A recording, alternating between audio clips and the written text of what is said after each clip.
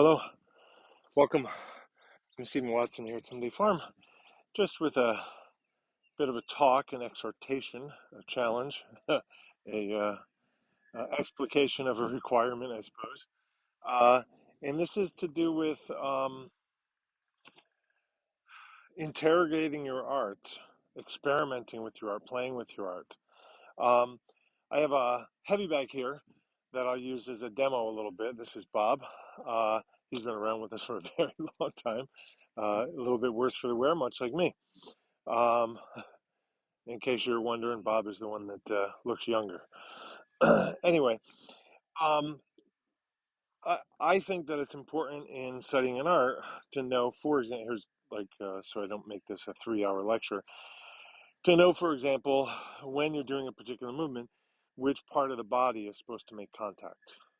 Sometimes that's fairly obvious because it's called the leopard fist or something like that. But then again, you still might not understand the vector of contact, or the amplitude of contact, or the speed of contact, or the route that the thing takes after contact or before contact. But at any rate, just a simple idea. Um, Pretty easy for somebody to say, "Hey, on this, I'm hitting with the palm." Completely reasonable, probably fairly likely. But which part of the palm are you hitting first? Maybe you don't care. Maybe you do care. Maybe it's interesting to know it's this part of the palm, or this part of the palm, or just this part, or the whole thing, or the palm and part of the finger. I don't know. So, what I would exhort you to do is to ask your teacher. Ask that question at the appropriate time. What are we intended to be striking with on such and such a move?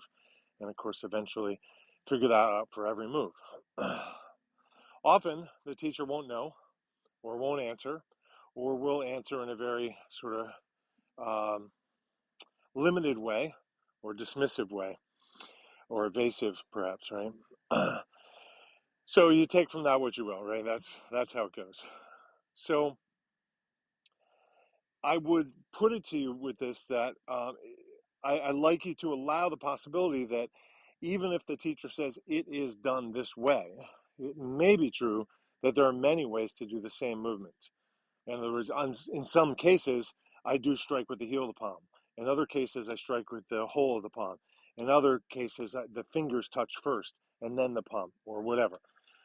And so even if your teacher says it's just this, it may be that there's more to it, and the teacher doesn't remember, or hasn't learned, or never asked those questions. It's possible. So even though I'm describing in this video the idea that there is an answer, I don't actually subscribe to that. I think that more often than not, there's many answers. And so we want to understand, well, what's the answer that fits this situation or these conditions? What's appropriate now? And I'd like to learn as many of those as I can. It's fun. But in the absence of a teacher, or in the absence of a teacher who is willing or able to pass on such answers or invite such experimentation, my invitation to you is to experiment with something that gives you feedback, like, for example, a heavy bag. So, let me turn them a little bit here. Thank you, Bob. So perhaps, just to take that idea, it's fingers first and then heel the palm. Perhaps it's just heel the palm. Perhaps it's the forearm. Perhaps that movement is the shin, not the arm, right? Perhaps the arm is out there as a guard. Perhaps it's the shin and the arm. I don't know, right? Um, Perhaps on a move like this, here, it's the right elbow. It's not the left arm. Or perhaps it's both, right? Just to, invent a couple sort of ideas. So in testing, I'd like to say, well, here's a thought I had. I wonder, could it be this? And test, what does it feel like with the fingers touching? What's the feedback in the body? What are the dangers? What works? What works okay, but not great? What works better than anything else?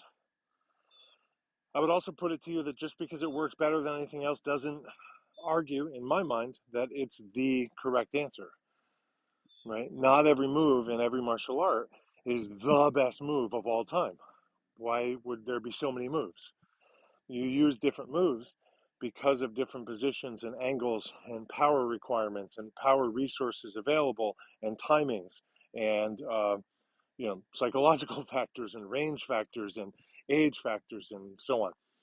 So, for example, then maybe I think the reason that I brought this tripod out so I can come a little bit closer, and then I forgot that I was doing that.